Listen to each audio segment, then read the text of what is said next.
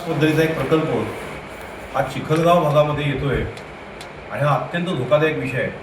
बऱ्याच अडचण अशी आहे की त्या गावामध्ये जो प्रोजेक्ट येतोय तो तिथल्या ग्रामपंचायतीलाही माहीत नाही आहे, तिथल्या स्थानिकांना पण माहीत नाही आणि प्रत्यक्षात अनेक पदाधिकारी, काही राजकीय पक्षांचे पदाधिकारी असतील, काही लोकप्रतिनिधी असतील, हे मुंबईमध्ये जाऊन मिटिंग घेत आहेत, जागा मालकांना जाऊन भेटत आहेत आणि प्रत्यक्षात मोबदला आम्ही किती देऊ ह्या असं कुठलंही उत्तर न देता दिशाभूल करण्याचं काम लोकांचं चालू आहे.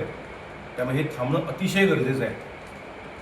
त्यामुळे एकतर दापोली तालुक्यामध्ये निसर्ग संपन्न असलेल्या भागामध्ये पर्यटनदृष्ट्या महत्त्वाचं असलेल्या या सगळ्या तालुक्यामध्ये असे विध्वंसकारी प्रकल्प आणून नेमकं मिळणार काय, कुठला रोजगार उपलब्ध होणार आहे? कारण बरंचसं काम आता याचं यांत्रिकीकरणाने होतं आहे.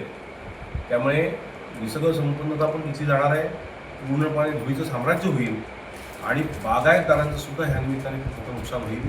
जागा मालकांच्या हातामध्ये पुष्कळ पैसे देऊन त्यांना कसं फसवलं जातं किंवा त्यांचं काय नेमके पैसे मिळतात हे केळशी परिसरातल्या ह्या सगळ्या खाणपट्ट्यामध्ये आपण अनुभवलं आहे. त्यामुळे या सगळ्या विषयामध्ये हा पण एक खूप महत्त्वाचा गंभीर विषय आहे.